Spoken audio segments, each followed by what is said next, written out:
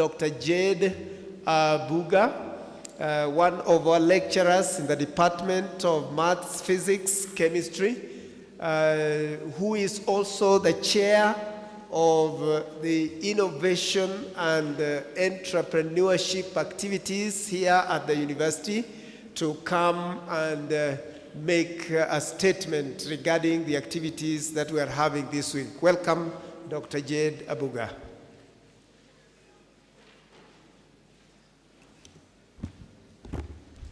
Good morning once again.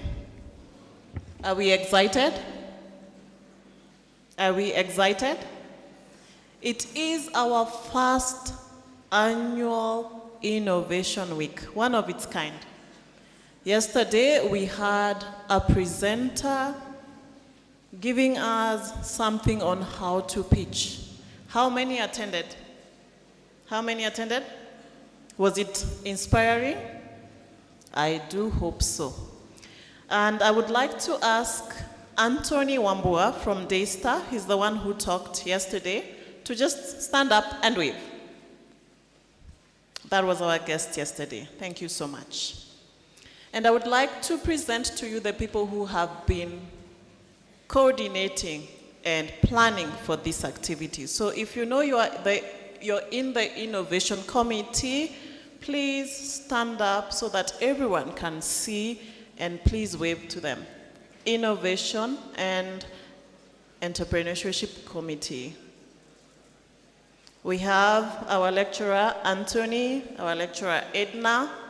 We have our students, Dolphin, Diana. The venue will be in the auditorium. The venue will be in the auditorium. We invite everyone to come and see what other students, what other faculty, what other staff are doing in terms of innovation and entrepreneurship. Thank you so much. So for now, I would like to welcome Dr. Wahonya to introduce the VC. Thank you, Dr. Jade. Again, I'm still reminding those who are coming in, please hurry up. There's plenty of sitting space inside the church. We have a lot of sitting space in the church. Kindly come in and occupy those seats. Allow me, ladies and gentlemen, to ask the Vice Chancellor of University of Eastern Africa, Baraton, Professor Msafiri Mamba Jackson. Professor Msafiri has at heart issues to do with innovation and entrepreneurship. It is no surprise, therefore, that the first Innovation and Entrepreneurship Week activities are taking place under him as the Vice Chancellor of this university. And so allow me to invite him, and Professor Msafiri is the one who will bring to us the guest speaker for this moment. How many of us? May I just see by a show of hands? Welcome the Vice Chancellor, Professor Msafiri, to talk to us. Thank you so much. Welcome, Prof.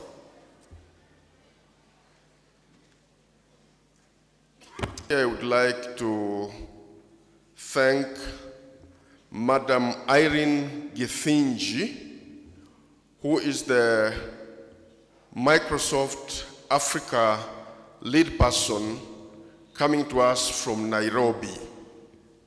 I would like to thank her, first of all, for accepting to come and open this Innovation Week for us. But through her, I would also like to thank Microsoft for the support that they have already given to this institution. They've conducted a number of capacity building training, especially in artificial intelligence and the other areas.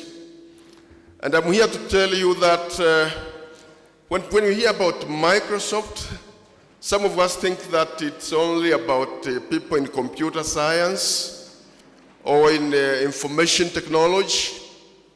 But as a matter of fact, Microsoft deals with an array of things. And they have to be interested in this technology, but also in health, sciences, in the business, and every one of us here. So I'm very much privileged to introduce this person who is a giant in this industry and who is coming from a leading industry in the world. But also I would like to thank Microsoft Africa for their readiness to support us going forward. As a matter of fact, they've even agreed to sign an MOU with the university. And I very much appreciate their readiness to support this institution in our agenda. With those few remarks, may I now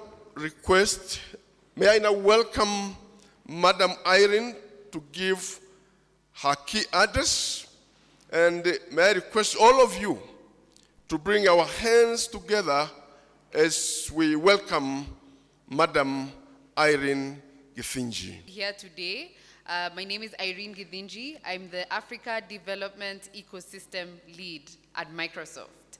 How many of us know of the Africa Development Center in Microsoft? Or how many of us have heard of Microsoft as the company? Okay, so a good number of us. Microsoft is a technology company. We've been in Kenya for almost 26 years now. And the Africa Development Center is a new wing within Microsoft. So the ADC focuses on engineering. So a lot of Innovation Week this week. Innovation is a big pillar on anything you do in any industry. So if you're in technology, if you're in agriculture, if you're in health, if you're in education, you have to innovate in order to keep up with the times.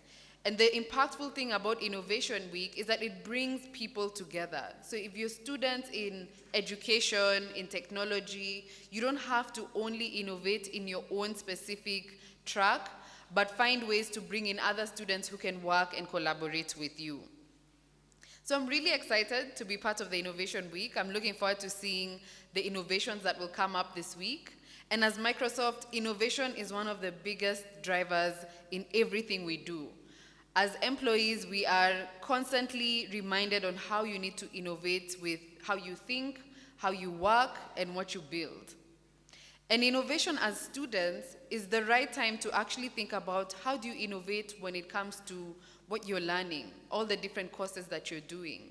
Right now with AI, there's nothing you can't do. It has opened up doors, it has opened up opportunities, training, new areas of careers that were not there 2 to 3 years ago.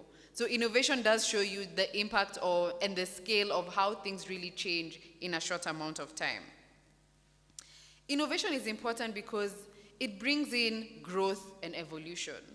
If we think about just the changes that the internet brought with mobile banking, for example, internet banking, social media, these are things that were not existing 20 years ago, but now it's our reality. We have people who are in social media and have a career as influencers, yet this was not something that was there before. If we look at what AI can do, it is vast, and it's things that we don't even understand because it's growing and changing so much. So as students, I would urge you to think about how can you integrate, how can you learn more about artificial intelligence? And I know we throw out the word artificial intelligence, assuming everyone understands it, but there are very different areas within artificial intelligence. There's computer vision, there's natural language processing, there's aspects of machine learning, there's also things to do with data and analysis. So as a student right now, in all the areas that you are in, think about what are those aspects in AI that you'd like to integrate, and how can you use it to innovate as you go through your careers, as you go through your schooling, as you start to build who you become in the next 3 to 4 years as you graduate. And that's what innovation does. But if you look internally, one of the things that we really focus on is having a growth mindset. A growth mindset means you are constantly looking for areas to challenge and change yourself. So you're not comfortable with just doing what you do every day, learning what you learn, you're not growing, you're not stretching. A growth mindset means that you're actively seeking to improve yourself. And that comes with innovation. So as you innovate outside, it's also good to look at how do you innovate inside. And growth mindset is one of them. Looking at how can you learn from your peers? How can you learn from others in the industry? How can you leverage the internet and the resources to really make yourself a better individual? And also, as you think about your careers, now is the time to start thinking, what do I want to be known for? How many of us are in first year, for example? Any first years? Okay, we have a few. Second year? Third years? Or are we all fourth years? Or you don't want people to know? But whatever year you are in, now is the time to really think about what do you want to be known for? What is that niche area that you want to be in? And also merge it with your passions.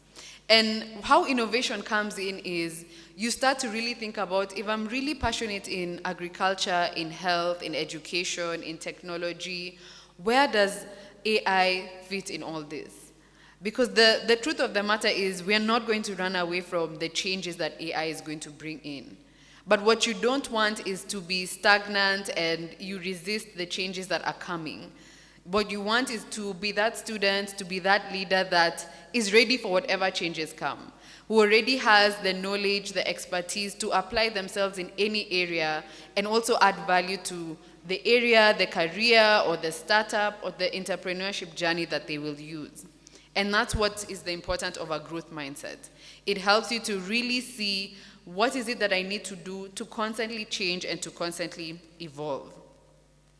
We're right now in the fourth industrial revolution. We've had numerous revolutions in the years, and right now we are the technology revolution. We are seeing now a big change in what is going to happen and what is going to come.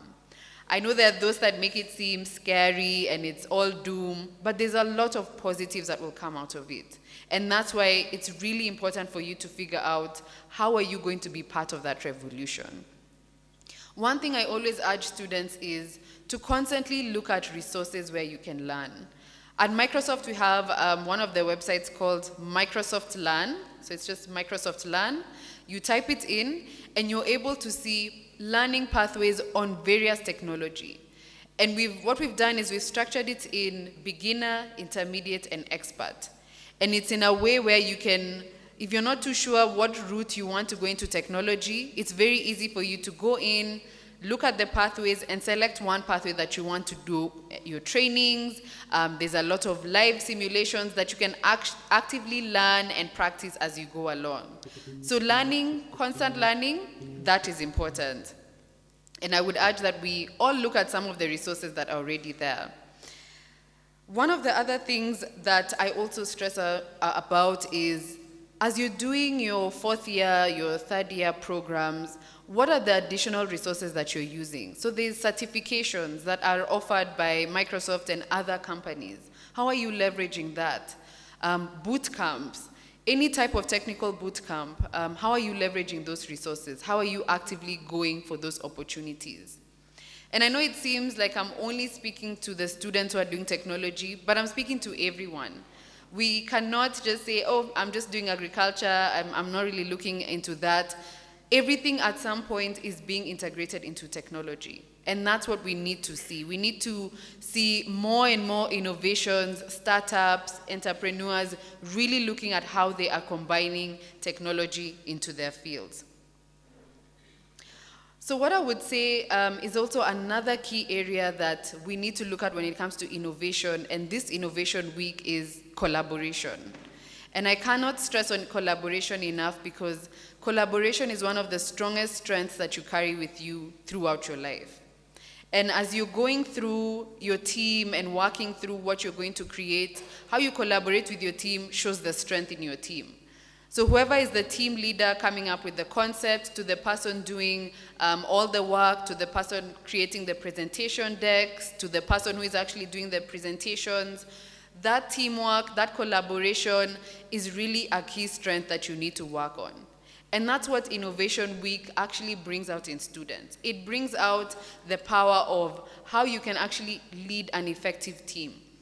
And for those being led, how are you able to work with the team, to listen to people giving you guidance? How do you reach out when you don't understand what you're working on? And then also, how do you involve your faculty as part of your innovations? So these are some of the things that you think about as you start to build and to grow.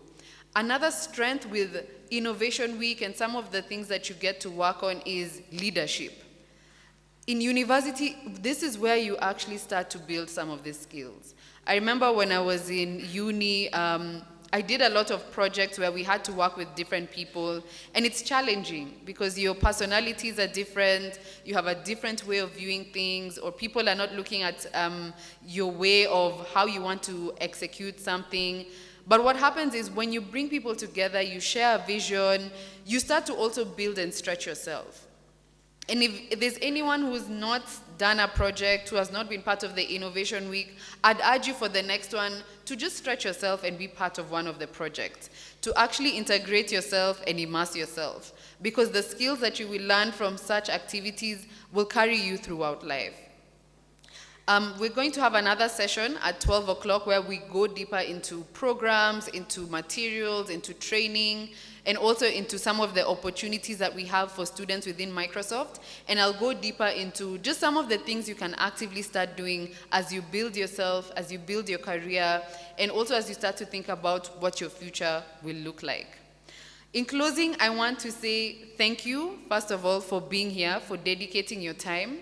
I also want to applaud you for taking the initiative to be part of something as great as Innovation Weeks. I think they are where you will get to see, stretch yourself, get to see what other students are doing, but also build solutions that have an impact. And I'm really looking forward to that. So thank you very much for your time. I look forward to spending more time with you in the next session. And thank you very much for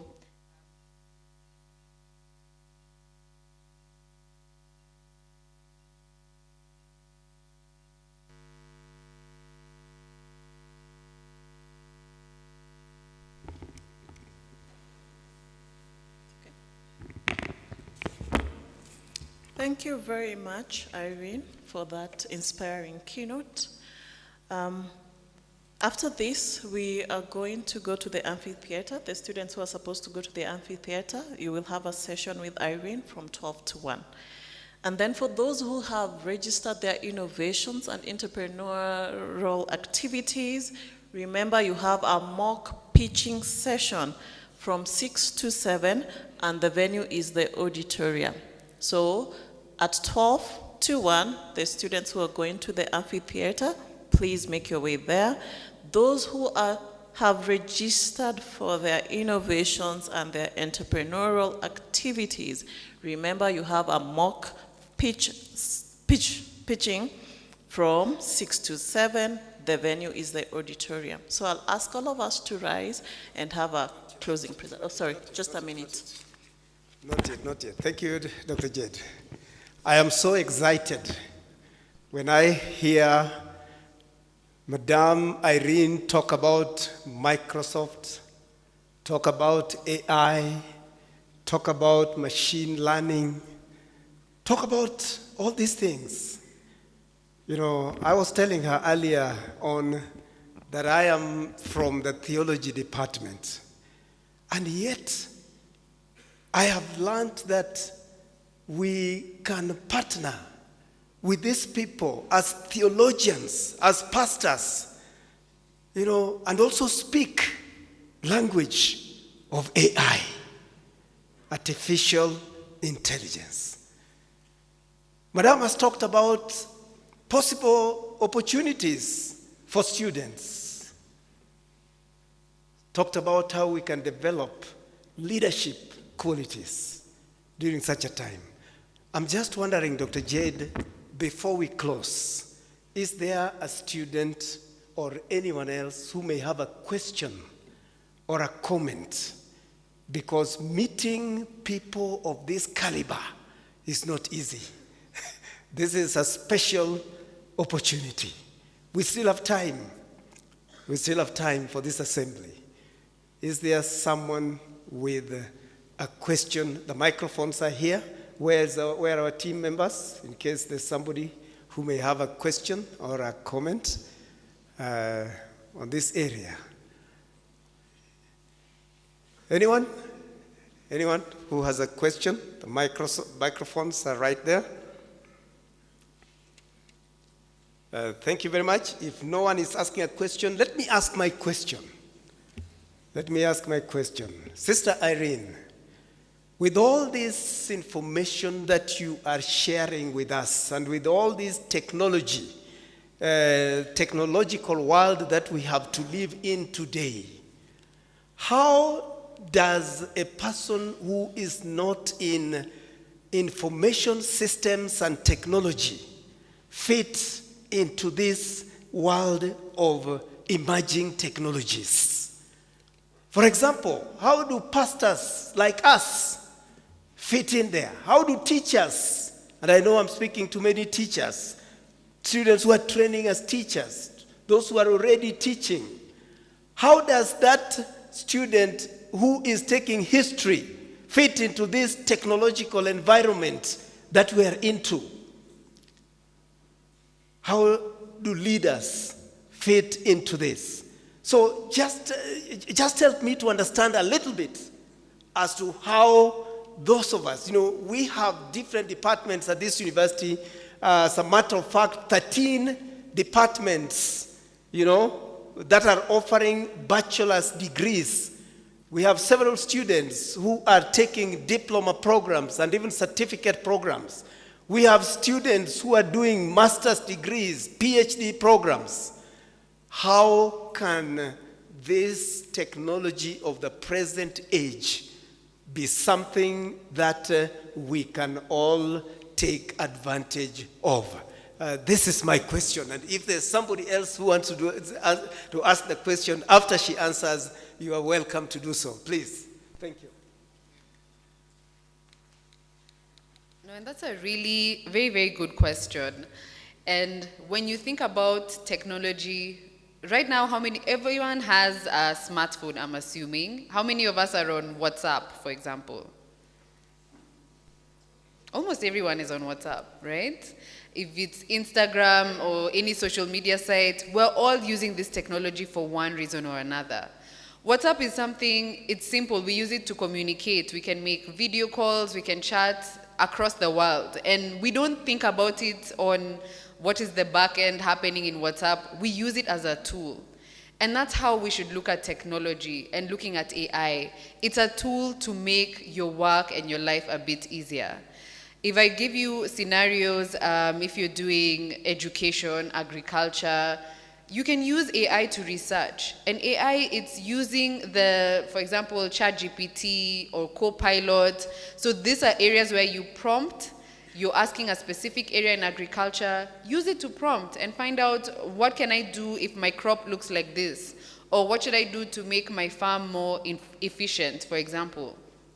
Those are the things that we start to see with AI. It's using the different technologies that are there as a tool, either for research, either to make your work easier in the farms. I've seen people using IoT as a way to automate some of the processes in their farms, for example. You want to manage the crops, you want to manage animals, so you find a way to integrate technology.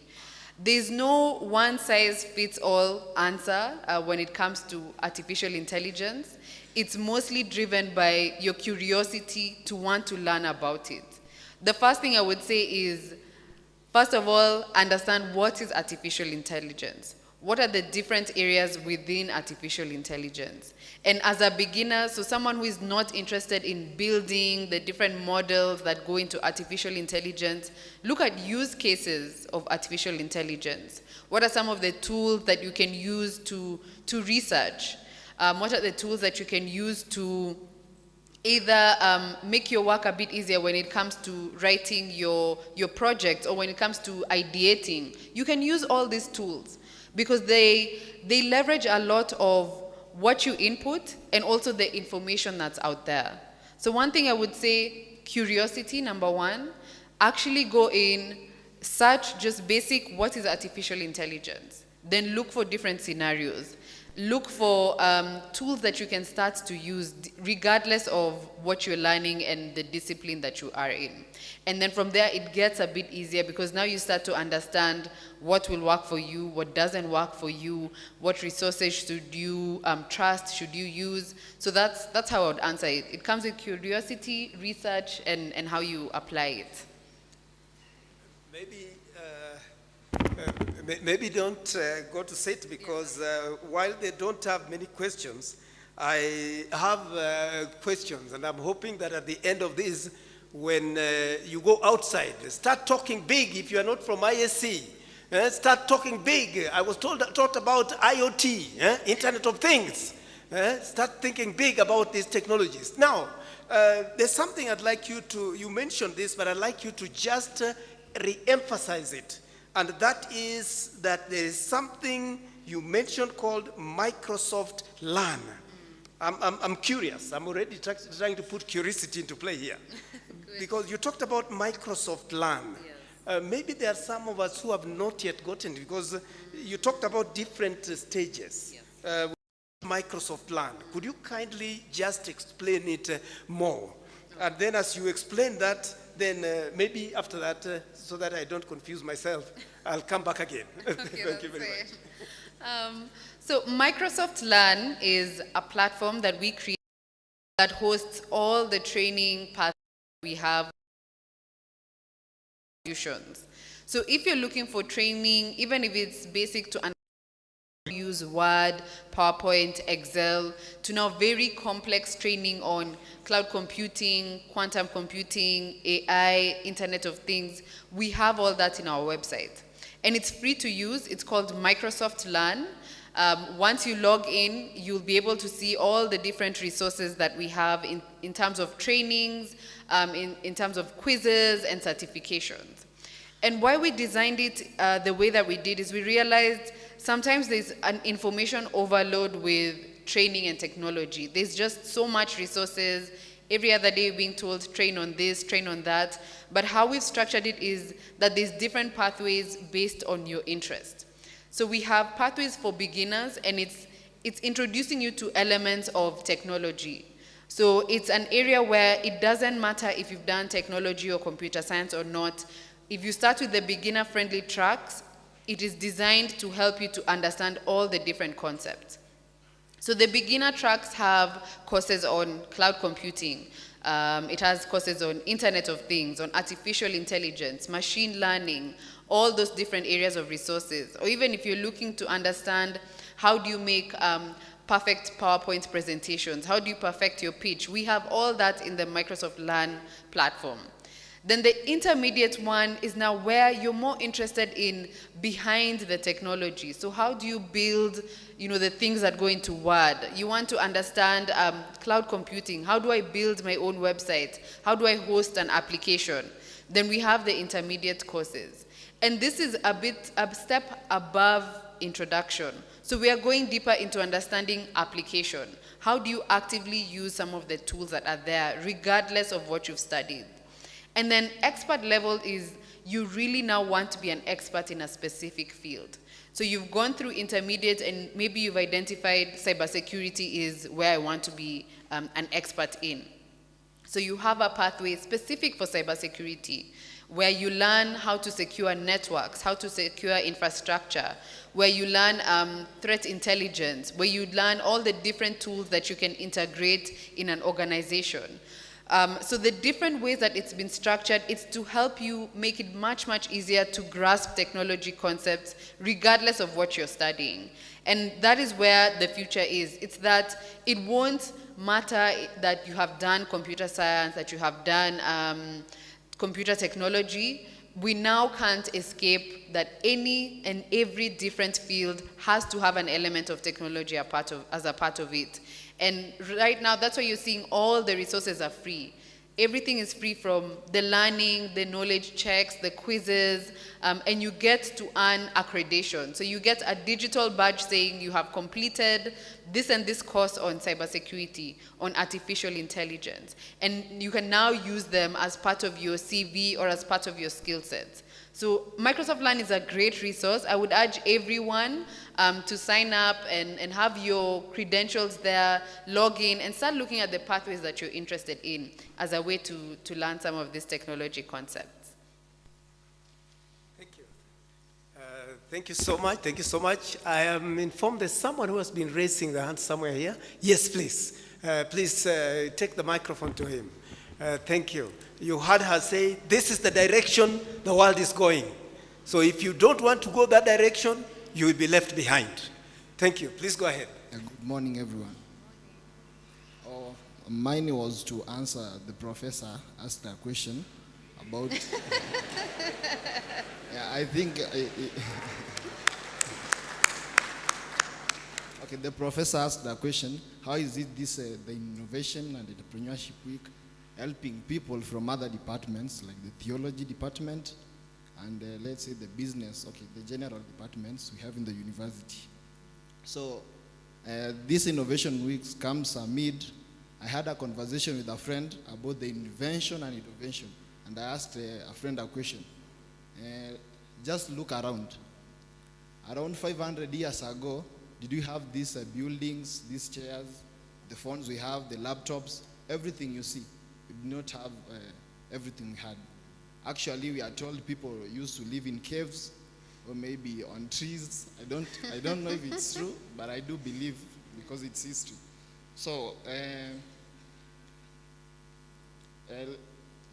the hot topic we are talking about is the artificial intelligence and software engineering or computer science. It came around 1950s. So it doesn't mean that is the beginning of inventions.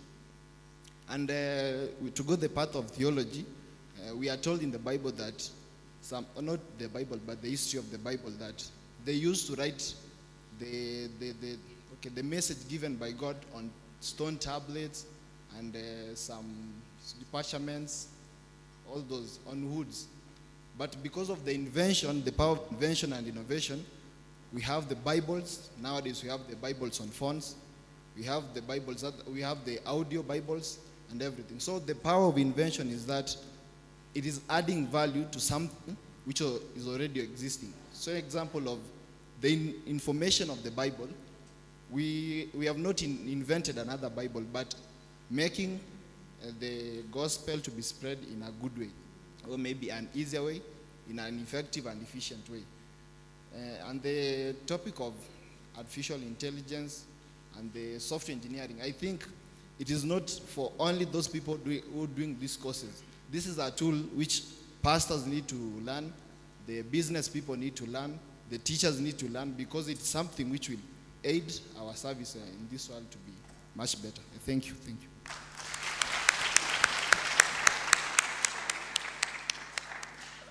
Thank you so much. Is there any other question? And maybe we can, yes, I can see some hands there. Yes, thank you very much. Thank you very much. And Madam, don't forget, even as you answer those questions, to also, you talked about some opportunities that Microsoft has for students. Yeah. Maybe please, if you can also elaborate on that. Yeah. Yes, please go ahead. My name is Emmanuel and I have a question.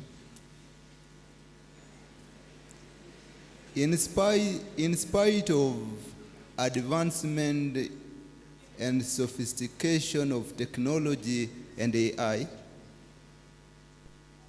the diseases are increasing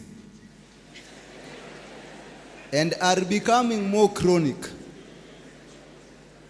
And nowadays we have what we call terminal diseases, which you cannot escape sometimes. Can this technology, this advancement bring solution to these diseases because people are suffering? Thank you.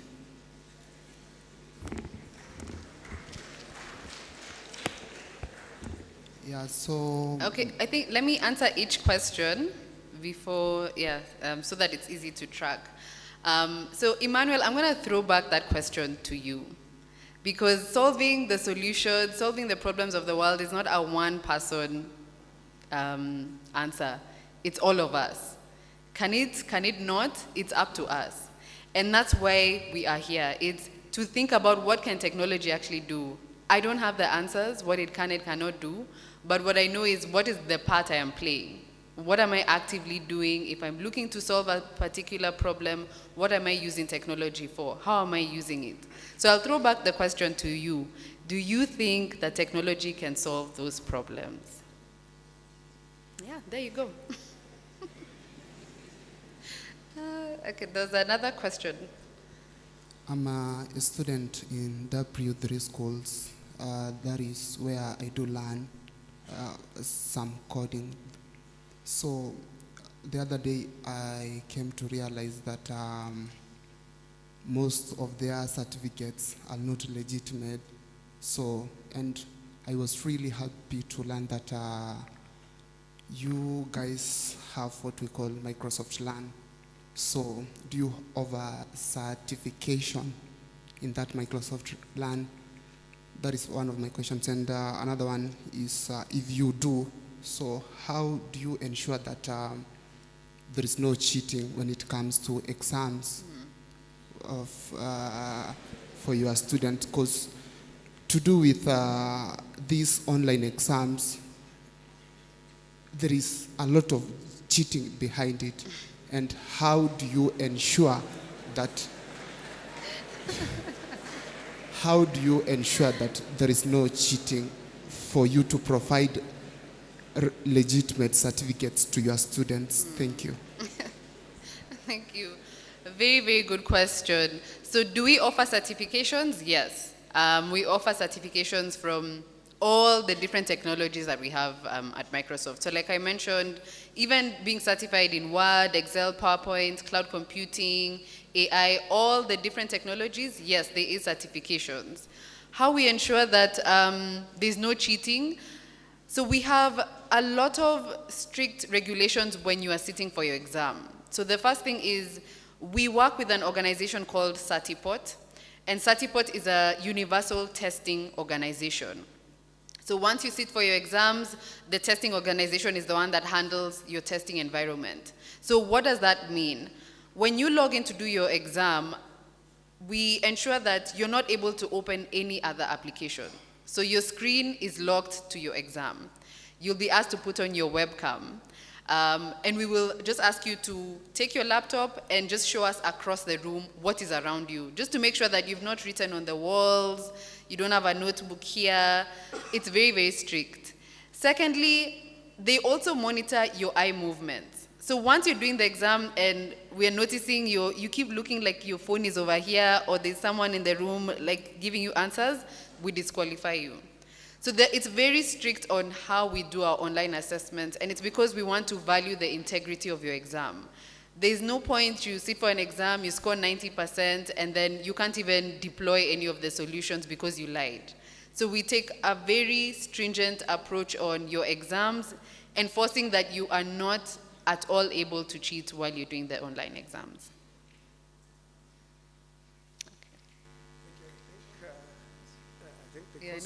Because of time, maybe just say something on the opportunities for students, and then we will then ask the Vice Chancellor to say the closing prayer so that we can catch up with the next appointment in the auditorium. Please. Excuse. Okay, I think I was given the microphone earlier before maybe the address came before. So, there's a clarification that I wanted to make a little bit. First, there's a confusion between innovation and also invention. A little bit, I was kind of taken aback before the brother talked, but maybe I had a certain input that might give an insight on the same. When you talk about invention, maybe it is something that's new. But innovation takes an idea that there's nothing new under the sun. So it creates the value. It's all about value creation. and also the improvement of what is already existing. Then the question that I had now that is that, no, we do innovations in various kinds. But now there's some of the organization which we partner up with to do innovation. So the question comes in, may you clarify on the percentage of shareholding when it comes to shareholding when we want to be funded when you're doing innovation? Because there are some of the companies which require more than the percentage which is supposed to be given to them, leaving the innovators in a limbo where the percentage is very minimal for them. So it's very difficult to start a startup, and also it's very difficult at the same time to grow as a startup into the company. Thank you. Okay, thank you. So I'll just address your question before we leave. So as Microsoft, we do not fund startups, innovations, or anything like that. That's not our key mandate. For us, it's giving you the tools, the applications to help you as you innovate, as you grow, and as you work on your solutions. But what I would say is if you're thinking of going through the route of you want to get venture capitalist funding for your startup or your project, you need to understand what the requirements are from whoever is going to fund your innovation. And you need to be clear on what are non-negotiables for you. So if they ask for 20% stake in your company because they want to invest, you need to understand what does that mean for you and the people that you've built with. And you also need to have your non-negotiables. So for you, you can say 10% is the most I can give you as stake in my startup or in my invention, in my idea. But these are conversations to have with a startup or a venture capitalist who is looking to invest in you. There are a lot of resources as well to ramp up and understand that space. If you're interested in it, look at we have a website called Microsoft Startup Founders Hub.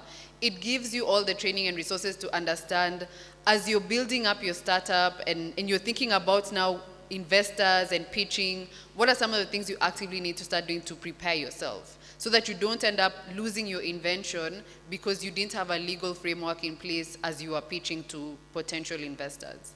So read up on that resource. It will really help you to mitigate those issues that come about with ownership and stake and investing. So thank you so much. I think I just want to, I want to touch on one thing. No, we'll answer questions later. In terms of opportunities that we have for students, we do have internship programs, and we take students who are in third year. All our internships are posted at microsoftcareers.com. So once you sign up there, create your profile, upload your CV and all the relevant information, and then once the internship portal opens, you'll see all the roles that are available in Kenya. So we take when you're in third year, and then we expect that you can start your internship in the next year. So if you apply, let's say between now to December, then you have a start date between January to June of 2025. And it's a 3-month paid internship opportunity. So log into Microsoft Careers, put a notification alert so that you know when the roles are posted, and then apply if you feel that your skills meet that criteria. Thank you very much. I want to hand it over. I think we'll do questions later. Okay, thank you. Yeah, thank you so much. We are having the next session in the amphitheater where Madame Irene is going to be there so that we can have more engagement. We don't want to spoil the time for those who are going for their other classes. So before we have the last prayer, the closing prayer, please allow me to announce that on the iCampus, we have a survey that has been posted by Quality Assurance Office on evaluating the services that the university gives to you. Please look at that, click on that survey, take the survey, take about 4 or 5 minutes to fill it out so that we can give the needed feedback on this. Additionally, Quality Assurance is going to be posting evaluation of students evaluating faculty. Student-faculty evaluation. Please evaluate every one of your teachers. Don't finish the semester without evaluating your teachers. If the teacher has not been coming to class on time, say it so that we can know what to do about it. If the teacher has been giving you assignments but not giving feedback, you need to let us know. If the teacher has been coming to class late, let us know about that, because all that is in that evaluation form. And if the teacher has been doing a great job, also give them the top marks. Give them the top marks. So that evaluation is very important. Don't miss evaluating all the teachers who are teaching you this particular semester. Otherwise, thank you very, very much. We shall rise, and the Vice Chancellor will do the closing prayer. Mr. Visi. Let us pray. Father God, we want to thank you very much for this session. We thank you for a nice opening address. We thank for our guest speakers. May you bless Sister Irene. May you bless all other speakers for this event. But in a special way, we pray for the committee, the organizers, and Sister Dr. Jedi. May you bless the entire committee and give it wisdom as they steer this program to the end of the week. Bless each one of us who came and attended this meeting, and may you transform our mindset so that at the end of the day, this university will create many innovators, but also will create many entrepreneurs. We pray this in Jesus' name. Amen.